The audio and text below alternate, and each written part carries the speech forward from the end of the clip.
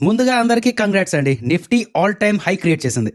రీసెంట్‌గా ఏదైతే all time high ఉన్నదో దాని మీద ఒక 3-4 పాయింట్స్ పైన క్లోజ్ అయ్యి ఒక కొత్త ఆల్ టైమ్ హైని క్రియేట్ చేసి ఈ 2026కి ఒక కొత్త ఊపునిచ్చిందండి.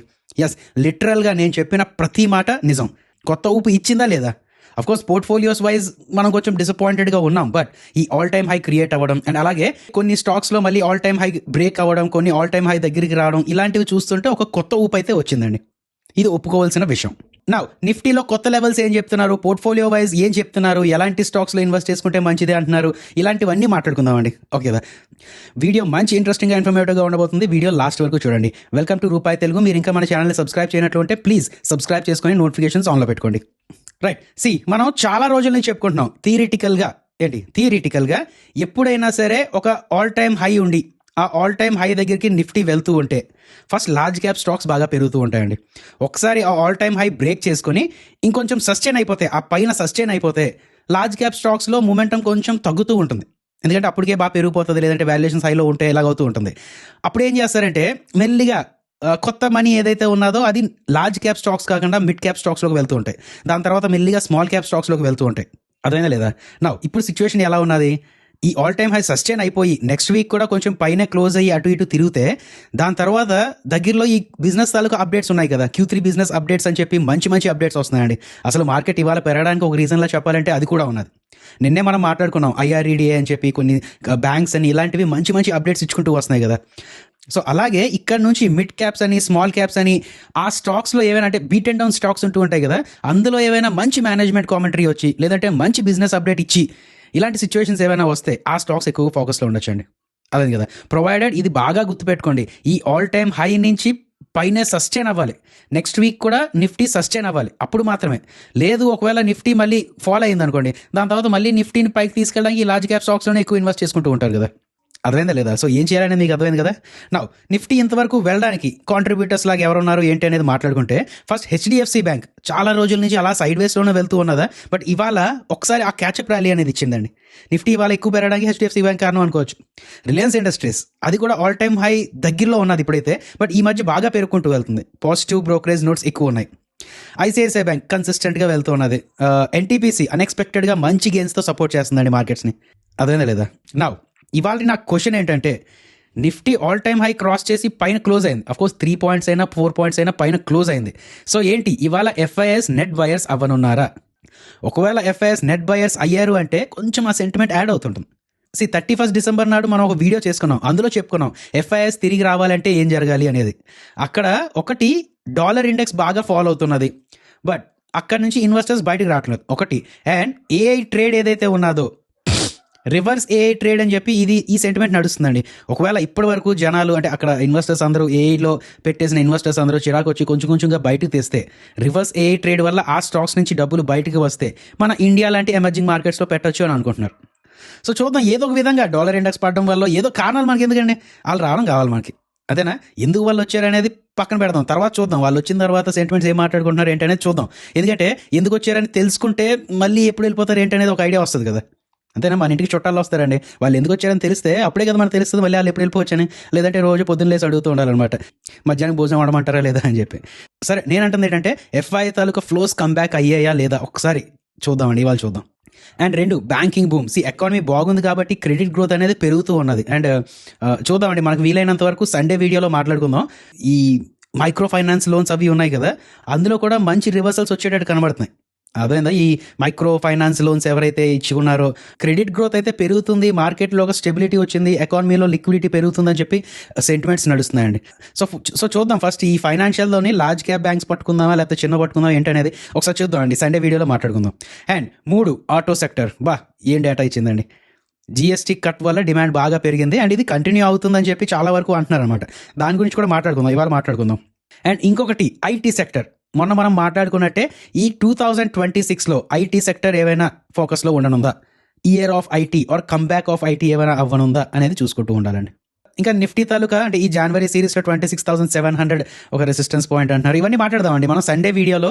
ఒకసారి ఆప్షన్ చైన్ డేటా కూడా తీసి, future and options taluka data కూడా తీసి అనాలిసిస్ చేద్దాం. నిఫ్టీలో ఏంటి సెంటిమెంట్స్ ఎలా ఉన్నాయి ఏంటి అనేది అనాలిసిస్ చేద్దాం. రైట్, ఇంకొక విషయం అండి, రేపు BSE తాలూకా మాక్ ట్రేడింగ్ సెషన్ జరుగుతుంది. ఈక్విటీ డెరివేటివ్స్లో కూడా రేపు సెషన్ జరుగుతుందండి. మోస్ట్లీ ఏంటంటే ఒక 10:45 నుంచి అలా స్టార్ట్ అవుతుంది, ఒక 12:40 వరకు అవుతుంది అనుకుంటాను. ఎందుకంటే ప్రీ ఓపెన్ సెషన్ అంటారు 10:45 నుంచి 11 వరకు, నార్మల్ మార్కెట్ అవర్స్ అంటే 11 నుంచి 12:30 వరకు, తర్వాత క్లోజింగ్ 12:40కి అలా క్లోజ్ అయిపోతుంది అనుకుంటాను. నేను ఎందుకు చెప్తానంటే ఆ టైంలోని ప్రైసెస్ ఫ్లక్చుయేట్ అవుతున్నట్టు కనబడుతుంటుంది అనమాట. మీరు మళ్ళీ కంగారు పడిపోయి అదేంటి ఇవాళ శనివారం కదా, అయ్యో శనివారం కాదు అనుకుంటా శుక్రవారం అనుకుంటా అని చెప్పి ఆర్డర్లు అవి ప్లేస్ చేసి అలాంటివి చేయకండి. లేదు అంటే ఇంకొకలాగా ఎలా ఉంటుందంటే ఇవాళ వరకు మీ పోర్ట్ఫోలియో ఒక 5% లాస్లో చూపించవచ్చు, బట్ రేపు పొద్దున్న మేబీ ఒక 10% ప్రాఫిట్లో చూపించవచ్చు, లేదంటే ఒక 20% లాస్లో చూపించవచ్చు. ఎందుకంటే మాక్ ట్రేడింగ్ వల్ల ఏంటంటే ప్రైసెస్ అటు ఇటు అవి ఏదో అవుతూ ఉంటుంది అనమాట. సో మీరు కంగారు పడకండి, నేను చెప్పొచ్చేది అది. మాక్ ట్రేడింగ్ జనరల్గా అవుతూ ఉంటుంది. ఎన్ఎస్సి బిఎస్సి రెండు కలిపి చేసేవన్నమాట కొన్ని రోజులు, బట్ ఇప్పుడు బిఎస్సి ఎక్స్క్లూజివ్గా చేస్తుంది. మరి అది ఎందుకు ఏంటి అనేది తెలుసుకోవాల్సి వస్తుందండి. అంటే వీళ్ళండం ఏంటంటే ముంబైలో ఉన్న సర్వర్ని ఆపి హైదరాబాద్లో ఉన్న ఒక బ్యాకప్ సర్వర్ నుంచి, హైదరాబాద్ అని కాదు ఎక్కడ వేరే దగ్గర ఉన్న ఒక బ్యాకప్ సర్వర్ నుంచి అంటే స్మూత్గా పనిచేస్తుందా లేదా అని చెక్ చేస్తారంటున్నారంటే. సో చేసుకొని అండి. అండ్ ఇంకొక విషయం, శనివారం మార్కెట్ ఉందా లేదా అంటే నాకు ఇది కూడా ఒక డౌట్ వచ్చిందండి. ఈ 2026 తాలూకా బడ్జెట్ ఎప్పుడు అవుతుంది? మనం ఎలాగో ట్రేడింగ్ క్యాలెండర్ క్రియేట్ చేసుకున్నాం కాబట్టి అందులోనే చూద్దాం. February 1st, అదేనా? February 1st నాడు బడ్జెట్ రిలీజ్ అవుతుందండి. అయితే అది ఏ వారం పడ్డది? సండే పడ్డది. సో ఏంటి బడ్జెట్ రోజు మార్కెట్ ఉండదా? మీకు ఒకవేళ గుర్తుండుంటే డేజావు ఏదో అంటారు కదా, 2025లో కూడా అలాగే అయిందండి. శనివారం పడ్డది ఆ రోజు, బట్ మార్కెట్ ఆ రోజు ఓపెన్లో ఉన్నది. సో మేబీ 2026 తాలూకు బడ్జెట్ కూడా అంటే సండే రోజు కూడా మార్కెట్ ఓపెన్లో ఉండొచ్చండి. మేబీ మీరేమనుకుంటున్నారు ఏంటంటే కింద కామెంట్స్లో పెట్టండి. అండ్ ఒకవేళ ఆ రోజు మార్కెట్ ఉంటే మంచిది అనుకుంటున్నారా లేదంటే మంచిది అనుకుంటున్నారా ఏంటంటే కింద కామెంట్స్లో పెట్టండి. సరే, ఈ ట్రేడింగ్ క్యాలెండర్ మీరు డౌన్లోడ్ చేసుకున్నారా లేదా? మన టెలిగ్రామ్ ఛానల్లో ఉన్నదండి. మండే నుంచి స్టార్ట్ అయ్యేటట్టు డేట్స్ పెట్టడం అండ్ అలాగే పబ్లిక్ హాలిడేస్, అదే ట్రేడింగ్ హాలిడేస్ వేరేగా మార్క్ చేయడం, ఇలాంటివన్నీ జరిగింది. చాలా సంవత్సరాల నుంచి ఇది ఇవ్వడం ఆనవాయితీ అండి, అందుకని ఏదో కష్టపడి చేయడం జరుగుతుంటుంది. ఇలాంటిది ఇంట్రెస్ట్ ఉన్నది అనుకున్న వాళ్ళు మన రూపాయి ఛానల్లోకి వచ్చి డౌన్లోడ్ చేసుకోండి ఇది. ఓకే కదా? ఇంకా ఎవరైనా మన రూపాయి తెలుగు అఫీషియల్ టెలిగ్రామ్ ఛానల్లో జాయిన్ అవ్వకపోతే వెంటనే జాయిన్ అయ్యి నోటిఫికేషన్స్ ఆన్లో పెట్టుకోండి. అండ్ ఇంకొకటి ఏంటంటే ఒకవేళ మీరు డైరెక్ట్గా టెలిగ్రామ్లోకి వెళ్ళి రూపాయి తెలుగు అని సెర్చ్ చేస్తే బోల్డ్ ఫేక్ ఛానల్స్ ఉంటూ ఉంటాయండి. సో ప్లీజ్ మన ప్రతి వీడియో కింద డిస్క్రిప్షన్ బాక్స్లో ఉన్న ఈ రిఫరల్ లింక్ ద్వారా ఇది క్లిక్ చేసి మాత్రమే జాయిన్ అవ్వండి. అండ్ అలాగే మేము ఫైర్స్ని ప్రమోట్ చేస్తున్నామని తెలుసు కదా, ఇందులో చూడండి అంటే టెక్నికల్ చార్ట్స్ అని లేదంటే ఎవరైనా చెక్ చేస్తుంటే ఇందులో చార్ట్స్లో FIA ఫ్యూచర్ తెలుసు కదా మీకు, FIA ఇందులోకి వెళ్ళి మీరు ఏమైనా అడిగి analyse chart of Nifty for 1 week interval. Price action పరంగా చూస్తే ఇప్పుడు ఎక్కడ ఉన్నది, సపోర్ట్ జోన్ ఎక్కడ ఉండొచ్చు, రెసిస్టెన్స్ ఎక్కడ ఉండొచ్చు, అది ఎందుకంటే రెసిస్టెన్స్ ఏ ఇండికేటర్స్ బట్టి ఆ రెసిస్టెన్స్ చెప్తుంది, ఇలాంటి మొత్తం అన్నీ ఉంటాయండి. మీరు డైరెక్ట్గా ఇప్పుడు ఏంటంటే మూవింగ్ యావరేజ్ ఇండికేటర్స్ వేసుకొని అది ఎక్కడ ఉన్నది, దాని వాల్యూ ఎక్కడ ఉన్నది, ఇలాంటివన్నీ చూడడం కన్నా ఏంటంటే డైరెక్ట్గా ఇక్కడ వచ్చేస్తుంటుంది. అదేందా సింగిల్ క్లిక్లో. క్యాండిల్ స్టిక్ ప్యాటర్న్స్ ఏమైనా కావాలంటే అవి కూడా మార్క్ చేసేసి డైరెక్ట్గా. చూడండి, ఒక బ్రోకర్ ఇలాంటి ప్లాట్ఫామ్ ఇస్తున్నారు అంటే అది మీరే అర్థం చేసుకోండి. ఎందుకంటే ట్రేడింగ్ వీలో అప్పుడప్పుడు ఇలాంటివి చూస్తూ ఉంటాం మనం. వీళ్ళు ఏం చెప్తున్నారు, ఇది ఇన్సైడ్ బార్, ఇది doji. So candle sticks follow అయ్యేవారు ఇది డైరెక్ట్గా చూసుకుంటూ ఉండొచ్చు. ఇలా బోర్డ్ అండి, మీరు ఒకసారి అనాలిసిస్ చేయండి మీకే అర్థమైపోతుంది. ఇదేనే కాదు, ఇండికేటర్స్లో కూడా కొత్త ఇండికేటర్స్ చాలా వచ్చాయండి. ఫాయర్స్ తాలూకు OI ప్రొఫైల్ అని చెప్పి, ఆటో ఫిబొనాచి లెవెల్స్ అని చెప్పి ఇలా చాలా ఇండికేటర్స్ వచ్చాయన్నమాట. సో ఇలాంటి టెక్నికల్ ఫీచర్స్ ఇస్తున్నా మన ఫాయర్స్లో మీ అకౌంట్ ఓపెన్ చేసుకొని యూజ్ చేసుకుంటూ ఉండండి. ఇది కూడా అంతే అండి, మన ప్రతి వీడియో కింద డిస్క్రిప్షన్ బాక్స్లో ఫైర్స్ తాలూకు రిఫరల్ లింక్ ఉన్నది. ఈ లింక్ ద్వారా మీ అకౌంట్ ఓపెన్ చేసుకుంటే మీరు మాకు సపోర్ట్ చేసిన వాళ్ళు కూడా అవుతారు. రైట్, ఆటో సేల్స్ తాలూకా డేటా అండి. ఇది ఏం చేశానంటే నేను కొంచెం ఎక్సెల్ షీట్లో వేరేగా ఇన్కార్పొరేట్ చేసుకోవడం జరిగింది అనమాట. సో చూడడానికి అంత బాగుపోవచ్చు, బట్ కావాల్సిన ఇన్ఫర్మేషన్ మొత్తం అంతా పెట్టుకున్నాను నేను. ఒక్కొక్కటి చెప్తాను, చాలా జాగ్రత్తగా ఉండండి. ఈ డిసెంబర్ మంత్లో సరే ఒకటి చెప్పండి, అసలు ఆటో సేల్స్ డేటా చూడాల్సిన అవసరమే ఉంది మనం. అఫ్కోర్స్ ఆ ఇండివిజువల్ స్టాక్స్ మీద ఇప్పుడు మారుతి సుజుకి స్టాక్ ఫ్యూచర్ ఎలా ఉండొచ్చు ఏంటనే చూడడానికి ఓకే. అండ్ రెండు, ఇది ఒక early indicator of economy. For example rural ఏరియాస్లో ఎకానమీ స్ట్రాంగ్ అవుతుందా లేదా తెలుసుకోవాలంటే అక్కడ వాళ్ళు బిస్కెట్లు ఎక్కువ కొంటున్నారా లేదా, FMCGలో ఎక్కువ కొంటున్నారా లేదా, ఇలాంటివి తెలుసుకోవాలి. ఇంకొకటి 2 వీలర్స్ ఎక్కువ కొంటున్నారా లేదా, ఎందుకంటే 2 వీలర్స్ అండ్ అది కూడా హీరో హోండా, బజాజ్ ఆటోలో కూడా పల్సర్ అలాంటివి కాకుండా ఈ చిన్న వేరియంట్స్ అవి ఉంటాయి కదా, అలాంటివి ఎక్కువ అమ్ముడుపోతున్నాయి అనుకోండి, ఎక్కువగా విలేజెస్లోనే అమ్ముడుపోతున్నట్టు కదా. సో అక్కడ ఎకానమీ స్ట్రాంగ్ అవుతుందని అర్థం. అలాగే ఇప్పుడు ఐషర్ మోటార్స్ వాళ్ళది రాయల్ ఎన్ఫీల్డ్ బళ్ళు బాగా అమ్ముడుపోతున్నాయి అనుకోండి, అర్బన్ ఎకానమీ బాగున్నదని అర్థం అనమాట. బాగున్నదని కాదు, బాగుంటుంది అనే ఒక సైన్ వస్తుంది, ఒక ఇండికేటర్ లాగా. అది కూడా ఒక ఇండికేటర్ లాగా, అదేందా. సో ఇప్పుడు ఏంటంటే ఎకానమీలో సైకిల్స్ ఉంటాయండి. మీరు ఎక్కడ చూసే ఉంటారు, ఇది ఎలాగా అంటే ఎక్స్పాండ్ అవుతుంది, ఎకానమీ ఎక్స్పాండ్ అవుతుంది అంటే ఇది జీడిపి అండి. ఇది జీడిపి, ఇది టైం, X యాక్సిస్లో టైం అండ్ Y యాక్సిస్లో జీడిపి. సో ఇది ఇలా ఎక్స్పాండ్ అవుతుంది, తర్వాత కాంట్రాక్ట్ అవుతుంది జీడిపి, దాని తర్వాత రికవరీ అవుతుంది, ఇలా అంటూ ఉంటారు అనమాట. సో ఈ మొత్తం స్టేజ్లో మనం ఎక్కడున్నాం అనేది ప్లాట్ చేస్తూ ఉంటారు ఇన్వెస్టర్స్. ఆ ప్లాట్ చేసేటప్పుడు ఇలాంటి డేటా తీసుకుంటూ ఉంటారు అనమాట.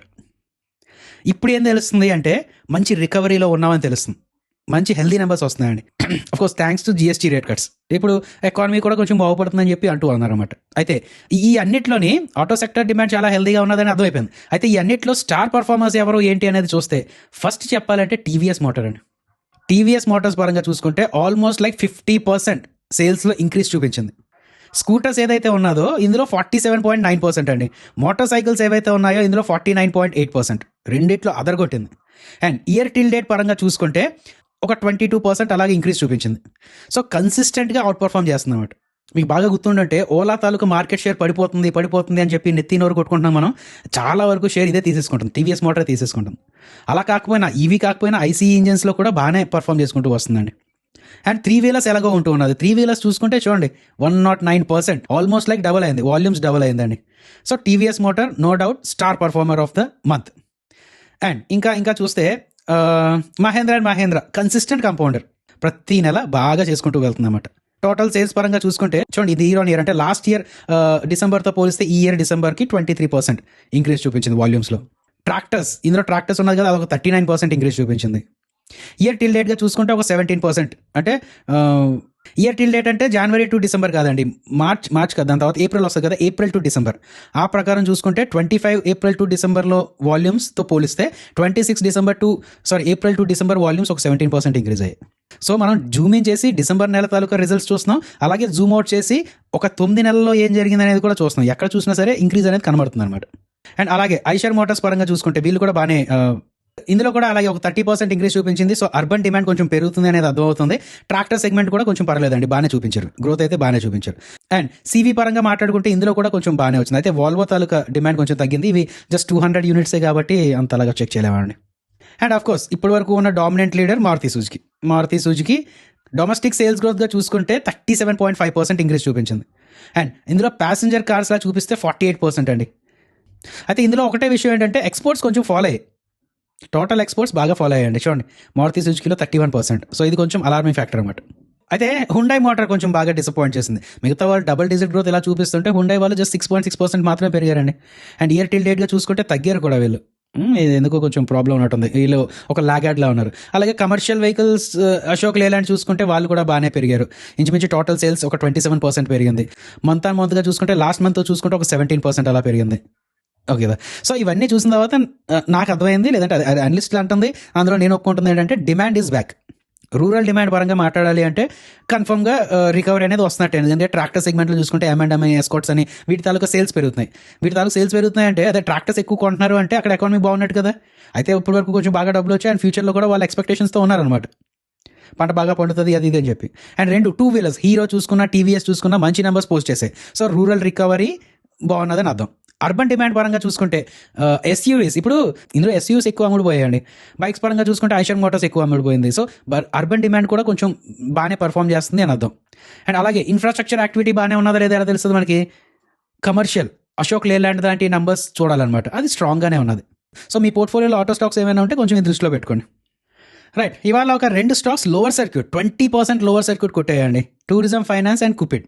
టూరిజం ఫైనాన్స్ అంటే మీకు తెలుసు కదా, ఈ టూరిజం రిలేటెడ్ కంపెనీస్ వాటికి ఫైనాన్స్ ఇస్తూ ఉంటుంది. అండ్ కుపిడ్ అనేది మీరు ఒకసారి ఇంటర్నెట్లో కొట్టుకోండి ఇదేంటి అనేది. సరే అది పక్కన పెడితే ఈ 20% లోవర్ సర్క్యూట్ కొట్టాయి. అండ్ రెండింటికి కామన్ పాయింట్ వాళ్ళ తాలూకా ప్రమోటర్స్ ఆదిత్య హల్వాషియా హోల్డింగ్స్ అని చెప్పి వీళ్ళు ఉన్నారనమాట. చూడండి ఫర్ ఎగ్జాంపుల్ టూరిజం ఫైనాన్స్ చూస్తే ఈ కిందకి వెళ్ళి ప్రమోటర్స్ లిస్ట్లో లేదు పబ్లిక్లోనే చూసుకుంటే ఆదిత్య కుమార్ ఇక్కడ ఉన్నారు కదా, వీళ్ళకి 18% స్టేక్ ఉన్నది. ఇందులో tourism finance corporation limited, Cupid limited అండి. అదే వీళ్ళు ఏం చేస్తారనేది మీరు గూగుల్లోనే సెర్చ్ చేసుకోండి అని చెప్పాను కదా. వీళ్ళ దాంట్లో పబ్లిక్ వాటాలో వీళ్ళు ప్రమోటర్స్, ఎందుకంటే 20% కన్నా ఎక్కువ ఉంటే ప్రమోటర్స్ కదా, వీళ్ళకి 32% స్టేక్ ఉన్నది. అదేనా లేదా కుపిడ్ దాంట్లో. సో కామన్ లింక్లా వీళ్ళని చెప్తున్నారండి, ఆదిత్య హల్వాషియా ఏదో చెప్తున్నారు అనమాట.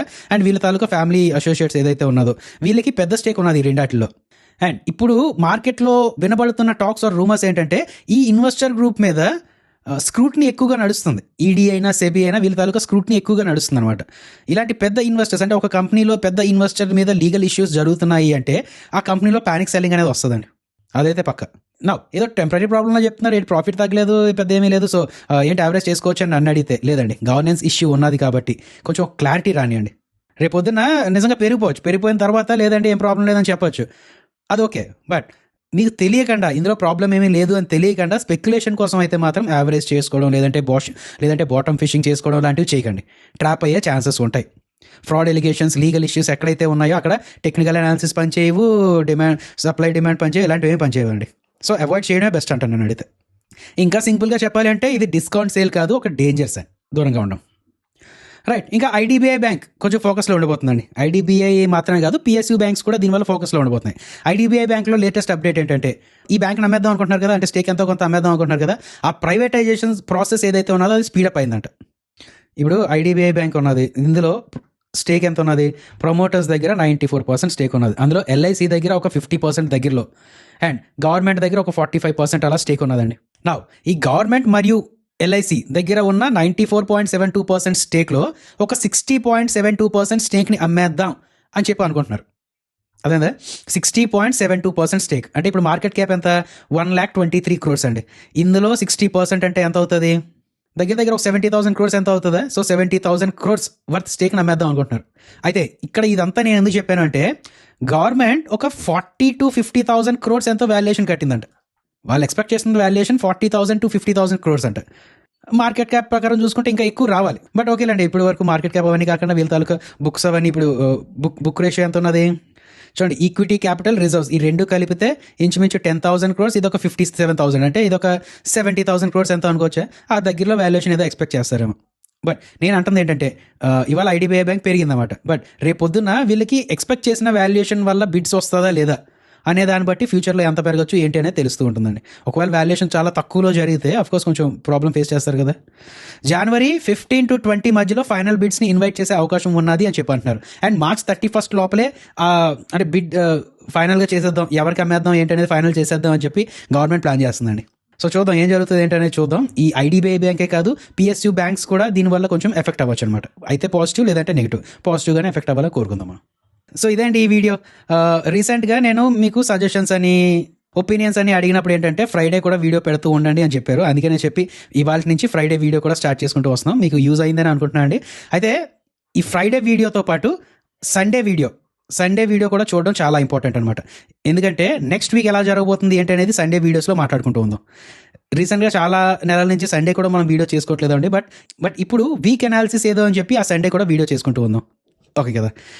అండ్ రేపు సాటర్డే కూడా ఒక స్లాట్ ఖాళీగా ఉన్నది కాబట్టి ఇటు నాలెడ్జ్ అలాగే అటు ఇన్వెస్ట్మెంట్కి కావాల్సిన ఇన్ఫర్మేషన్ కూడా ఇస్తూ ఒక వీడియో ప్లాన్ చేశాను. సో రేపు ఈవినింగ్ అది వస్తుంది.